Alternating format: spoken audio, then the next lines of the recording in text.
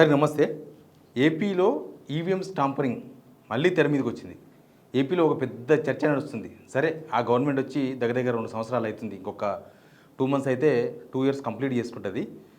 కానీ ఈవీఎంలు టాంపరింగ్ జరిగిందా, లేకపోతే ఈవీఎంలు రిప్లేస్ జరిగిందా?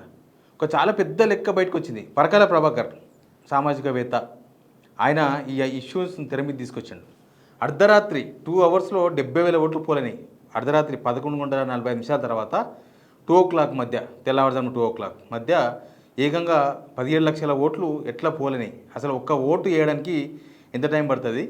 అసలు 20 సెకండ్లకు ఒక వ్యక్తి ఎట్లా ఓటు వేసిండ్రు? చాలా లెక్కలు ఉంటాయి కదా. ఓట్లు వేయకపోతే పోలింగ్ బూత్లో వేలుగు లింకు పెట్టడము, ఫస్ట్ ఓటర్ ఐడి కార్డు పట్టుకోకపోతే చెక్ చేయడము, తర్వాత ఓటు వేయడము, ఇంకు పెట్టడం, ఇది చాలా కొద్దిగా ప్రాసెస్ ఉంటుంది మనకు. కానీ 3,500 బూతుల్లో 17,19,482 ఓట్లు ఎట్లా పోలేని అనేది ఒక పెద్ద అనుమానం. ఈ ఎలక్షన్ కమిషన్ అనేది స్పందించదు. ఏపీ జనాల్లో కూడా ఒక పెద్ద హాట్ టాపిక్ ఇప్పుడు ఇది. ఏపీ జనాలు కూడా చర్చించుకుంటున్నారు, అసలు ఏమైంది, ఏపీలో ఎట్లా జరిగింది ఇది. పవన్ కళ్యాణ్కు 21/21 100% స్ట్రైక్ రేట్. అసలు ఏపీ టీడీపీకి ఏ సర్వే చెప్పారని ఓట్లు, వైఎస్ఆర్సీపీకి 11 సీట్లు మాత్రమే గెలవడం. దీని మీద ఎవరు సమాధానం చెప్తలేరు. ఎట్లయిపోయింది ప్రజాస్వామ్యం అంటే, నోరుందే నడుస్తుంది, కట్టే ఉన్నదే, కర్ర ఉన్నదే బర్రే, అట్లా అయిపోయింది. సరే, కొన్ని లెక్కలు పరకాల ప్రభాకర్ బయటపెట్టిన లెక్కలు ఇవన్నీ కూడా, అవన్నీ కూడా ఒక్కసారి మనం ఎక్స్ప్లెయిన్ చేసే ప్రయత్నం చేద్దాం. నిజంగా నమ్మశక్యంగా లేదు. ఇప్పుడు ఎవరైనా ఏమైనా మాట్లాడచ్చు. రాజకీయ పార్టీలు, జగన్ మాట్లాడండి ఆ రోజే రిజల్ట్ వచ్చిన రోజు, నా దగ్గర ఆధారాలు లేవు కానీ ఏదో అనుమానం ఉంది అన్నాడు. ఇంకా మిగతా వాళ్ళు కూడా చాలా లెక్కలు చెప్పిండ్రు. రాజకీయ పార్టీలకు సంబంధించిన వాళ్ళు, రాజకీయ పార్టీలు అంటే సరే ఆరోపణలు చేయొచ్చు, ఎందుకంటే చంద్రబాబు నాయుడు ఓడిపోయినప్పుడు కూడా ఈవీఎం మీద అనుమానం వ్యక్తం చేసిండు చాలాసార్లు. 2004లో కూడా అనుమానం వ్యక్తం చేసిండు.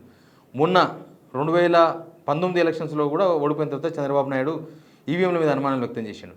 కానీ ఇప్పుడు అదే ఈవీఎంల మీద వైఎస్ జగన్కి అనుమానం వచ్చింది. జగన్కే కాదు, ఈ లెక్కలు చూసిన తర్వాత లెక్కలు చూసిన ప్రతి ఒక్కరికి డౌటే వస్తుంది, ఏపీలో ఎట్లా జరిగింది, ఇది ఎట్లా సాధ్యం. ఎందుకంటే ఇప్పుడు ఏపీ గురించి ఎందుకు తవ్వాల్సి వస్తుందంటే, ఇది ఇక్కడితో ఆగుతుందని అనుకునే ఛాన్స్ లేదు. రేపు ఎక్కడైనా జరగవచ్చు, మన తెలంగాణ కూడా జరగవచ్చు, దేశంలో ఎక్కడెక్కడో జరగవచ్చు, దేశంలో జరగవచ్చు, లోక్సభ ఎలక్షన్స్లో కూడా జరుగుతుందేమో అని అనుమానాలు ఉన్నాయి. సరే, ఏది ఏమైనా సరే ఈ లెక్కనైతే మీకు చెప్పే ప్రయత్నం చేస్తా. ఆ లెక్క చూసిన తర్వాత మీకు కూడా చాలా అనుమానాలు వస్తాయి. మీరు కామెంట్ బాక్స్లో చెప్పొచ్చు మీకున్న అనుమానాలను కూడా. అంతకన్నా ముందు వీడియో షేర్ చేయండి, సబ్స్క్రైబ్ కూడా చేయండి. ప్రతి పౌరుని బాధ్యత. ఓట్లు వేసిన ఓటర్లే అసలు ఇట్లే జరిగింది, ఇట్లే జరిగింది అని ఏపీలో అనుమానాలు వ్యక్తం చేశారు. కాబట్టి ఇది ప్రతి ఒక్కరికి అవసరమే, నాట్ ఓన్లీ ఏపీ, దేశంలో ఉన్న ప్రతి ఒక్కరికి అవసరమే. కాబట్టి వీడియో షేర్ చేయండి, సబ్స్క్రైబ్ చేసుకోవడం మాత్రం మర్చిపోవద్దు. నేను చాలా లెక్కలు గీసిన, ఈ లెక్కలు మీకు నేను చెప్తే తప్ప అర్థం కాదు. మే 13, 2024 ఏపీ పోలింగ్ డే. ఆ రోజు ఎలక్షన్ జరిగింది, పోలింగ్ జరిగింది. పోలింగ్ జరిగిన రోజు election commission, AP election commission plus central election commission, ఈ ఇద్దరు ప్రకటించిన లెక్కల్లో తేడా ఉంది. ఆ లెక్కలు తేడా వచ్చిన తర్వాత టైమింగ్లో చాలా అనుమానాలు వస్తున్నాయి. టైమింగ్స్ చాలా ఇంపార్టెంట్. టైమింగ్లోనే చాలా తేడా కనిపిస్తుంది. ఒకటి, మనకు 5 o'clock ఎప్పుడైనా సరే ఎలక్షన్ కమిషన్ 2 అవర్స్కి ఒకసారి పోలింగ్ పర్సెంటేజ్ ప్రకటిస్తూ వస్తారు. 2 అవర్స్కి ఒకసారి ప్రకటిస్తూ వస్తారు. లాస్ట్ది ఆల్మోస్ట్ మిడ్ నైటో లేకపోతే రేపు పొద్దుగాలనో ఫైనల్ లెక్క చేసి ఒక లెక్కను ప్రకటిస్తారు. కానీ అట్లా జరగలేదు ఇక్కడ. ఇప్పుడు ఏమైంది, 5 PM 68.04% ఓట్లు నమోదైనాయి అని ఏపీ ఎలక్షన్ కమిషన్ ప్రకటించింది. తర్వాత 11:45 రాత్రి 11:45 ఒకసారి ప్రకటన వచ్చింది, 76.50. సరే, అప్పటికే చాలామంది ఓటర్లు ఓటు హక్కు వినియోగించుకుని వచ్చారని చెప్పిండ్రు. ఓటింగ్ టైం అయిపోయిన తర్వాత కూడా అంతకన్నా ముందు లైన్లో ఎవరైతే ఉన్నారో వాళ్ళు ఓటు హక్కు వినియోగించుకోవచ్చు. అది ఎలక్షన్ కమిషన్ రూలే, దేశమంతా కూడా అది అమలు అవుతుంది. ఇక్కడ 68% 04, 76% 50. సరే, పెద్ద డిఫరెన్స్ ఏం కనిపిస్తలేదు. జరిగితే జరుగుండొచ్చు కాక, ఎందుకంటే చాలామంది జనం ఉన్నారని ప్రకటించారు కాబట్టి అనుకుందాం. తర్వాత మే 17 నాడు ప్రకటన వచ్చింది మళ్ళీ. అంటే ఎలక్షన్ అయిపోయిన తర్వాత, పోలింగ్ అయిపోయిన తర్వాత 4 days పర్సెంటేజ్కి ఎందుకు టైం పట్టిందో ఎవరికి అర్థం కాదు.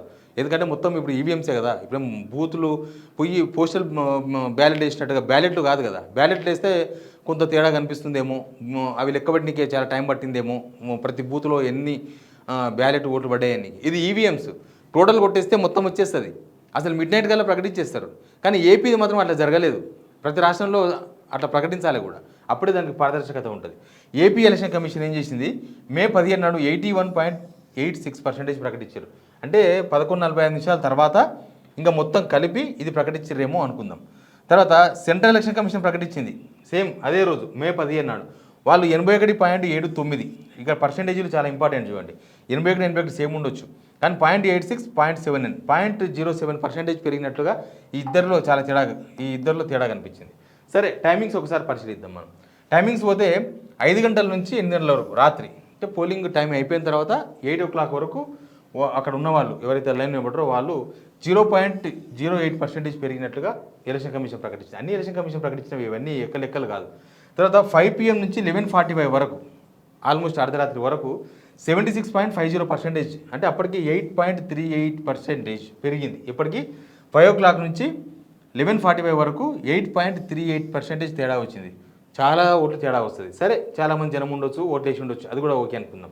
తర్వాత 11:45 నుంచి స్టార్ట్ అయింది. 11:45 ఆ తర్వాత అది 1:30 2 గంటల వరకు పోలింగ్ జరిగిందని చెప్పిండ్రు. మొత్తం 3,500 పోలింగ్ బూతుల్లో జనం ఉన్నారు అని వాళ్ళే ప్రకటించారు. 11:45 తర్వాత, అర్ధరాత్రి తర్వాత మనకి ఎక్కడైనా సరే ఒక 2 గంటలు 3 గంటలను పోలింగ్ అయిపోతుంది నిజానికి. కానీ ఇక్కడ మాత్రం 11:45 తర్వాత 3,500 పోలింగ్ బూతుల్లో ఓట్లు పడ్డాయి. ఎంత పర్సెంటేజ్ పెరిగిందంటే 11:45 తర్వాత 4.16%. 4.16% అనేది చాలా పెద్ద ఫిగర్. ఎంత ఫిగర్ అంటే 17,19,482 ఓట్లు పోలైనట్టుగా ఎలక్షన్ కమిషన్ లెక్కలు బట్టి అర్థమవుతుంది. 11:40 తర్వాత నేను చెప్పేది అర్ధరాత్రి తర్వాత మొత్తం 3,500 పోలింగ్ బూతుల్లో 11:45 తర్వాత 17,19,482 ఓట్లు పోలైనవి. అట్లని లెక్కేసారు. వాళ్ళు చెప్పిన లెక్క ప్రకారం ఒక్కొక్క బూత్లో 491 ఓట్లు పోలై ఉండాలి. అర్ధరాత్రి 11:45 తర్వాత నేను చెప్పేది ఒక్కొక్క బూత్లో 491 ఓట్లు పోలై ఉండాలి. ఇదే ఒక పెద్ద లెక్క. ఇప్పుడు ఒక్క నిమిషానికి వీళ్ళు చెప్పిన లెక్క ప్రకారం ఒక్కొక్క నిమిషానికి 3.5 ఓట్లు పోలుకోవాలి. అంటే 2 నిమిషాల్లో 7 మంది ఓట్లు వేయాలి. వీళ్ళు చెప్పిన లెక్క అనేది, వీళ్ళ లెక్క ప్రకారం 2 నిమిషాల్లో 7 మంది ఓటు హక్కు వినియోగించుకోవాలి. ఆ లెక్కను చూస్తే గుర్తింపు లాంటి ధృవీకరణ పత్రం చూడనికే, తర్వాత వేలిముద్ర, తర్వాత వేలుకు ఇంకు పెట్టడము, ఓటు వేయడము, ఇవన్నీ కలిసి మొత్తం ఒక్కొక్క మనిషి 20 సెకండ్స్లో ఓటేయాలి. 20 సెకండ్లలో మాత్రమే ఓటేయాలి. ఇది ఎక్కడ సాధ్యం కాదు. ఈవీఎంలో కూడా 20 సెకండ్లు ఓటేయలేము. మనం చూడమా, మినిమం నిమిషన్నర 2 నిమిషాలు పడుతుంది మనిషి లోపలికి పోయినప్పటి నుంచి అన్ని పరిశీలించి. అది కూడా మిడ్ నైట్ జరిగింది మొత్తం. మిడ్ నైట్ 11:45 తర్వాత అంటే అప్పుడు ఇంకా కొంత కాన్సన్ట్రేషన్ చేస్తారు. మిడ్ నైట్ ఓట్లు కదా అవి, అప్పుడు ఇంకా కొంత కాన్సన్ట్రేషన్ పెరుగుతుంది. ఆడున్న ఆఫీసర్లకు కానీ ఏజెంట్లకు కానీ చాలా అనుమానాలు వస్తాయి. ఎందుకంటే ఎవరు ఏ పార్టీకి ఓటేనికి ఇంతమంది గుమిగూడినో తెలియదు. కానీ వాళ్ళని పరిశీలించడానికి కొంత టైం తీసుకుంటుంది. వాళ్ళు కరెక్ట్గా సీరియల్ నెంబర్ పట్టుకొని ఆ రిజిస్టర్లో వాళ్ళు ఇచ్చిన ఓటర్ లిస్టులో ఎక్కడ ఉంది, కరెక్ట్ ఓటర్ ఈయనైనా కాదా, ఫోటో చెక్ చేసుకోవడం, తర్వాత వాళ్ళ డాక్యుమెంట్ చెక్ చేయడం, ఇది కరెక్ట్ వ్యాలిడ్ డాక్యుమెంట్ అయినా కాదా అని అడ్రస్ ప్రూఫ్, ఐడి ప్రూఫ్ తీసుకుంటారు కదా ఒకటి, ఏదో ఓటర్ ఐడి కార్డో డ్రైవింగ్ లైసెన్సో మొత్తం ఒక 17-18 ఐడి ప్రూఫ్స్ ఉంటాయి ఎలక్షన్ కమిషన్ లెక్క ప్రకారం. అవన్నీ చెక్ చేసుకోవాలి. చెక్ చేసుకున్న తర్వాత ఆయనను బూత్కు పంపాలి. అంతకన్నా ముందు ఇంకు పెట్టాలి. బూత్కు పోయి ఓటు వేయాలి. ఓటు వేసి బయటికి రానికి కేవలం 20 సెకండ్లలో అయితే ప్రాసెస్ స్టార్ట్ కాదు. మామూలుగానే ఎలక్షన్ కమిషన్ డ్యూటీ చేసిన వాళ్ళని అడిగితే చెప్తున్నారు, అన్న ఒకసారి లోపలికి వస్తే ఓటేనికే తక్కువ టైం నిమిషన్నర పడుతుంది. మనం ఓటేస్తాం కదా, మనకు తెలియదా? నిమిషన్నర కూడా ఇంకా ఎక్కువ టైం కూడా పడుతుంది ఒక్కొక్కసారి. అక్కడున్న పరిస్థితులు, అక్కడున్న లైటింగు, అక్కడున్న ఏజెంట్ల క్లారిఫికేషను, తర్వాత అక్కడున్న ఎలక్షన్ అధికారుల స్పీడు అన్నీ డిపెండెంట్ దానిపైన. కానీ మినిమం 1.5 నిమిషం పడుతుంది. ఇక్కడ మాత్రం 20 సెకండ్లోనే ఓటేసారు. 20 సెకండ్లో ఒక మనిషి ఓటేసారు ఆఫ్టర్ 11:45 PM.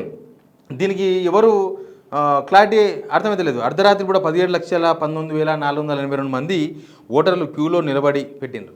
యాక్చువల్గా దీని మీద అనుమానాలు వచ్చినప్పుడు చాలామంది డిమాండ్ చేసిండ్రు.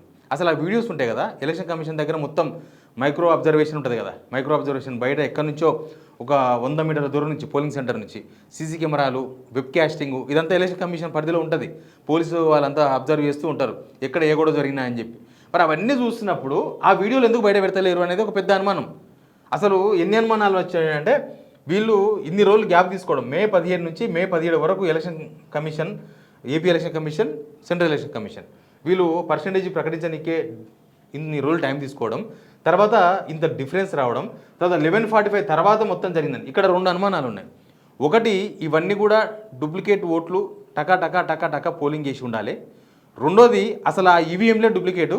మొత్తం లెక్క పెట్టే టైంకు లెక్క పెట్టే కౌంటింగ్ సెంటర్కి వచ్చిన ఈవీఎంలు ఇక్కడ ఓట్లుగా ఉపయోగించుకున్న ఈవీఎంలు ఒకటేనా?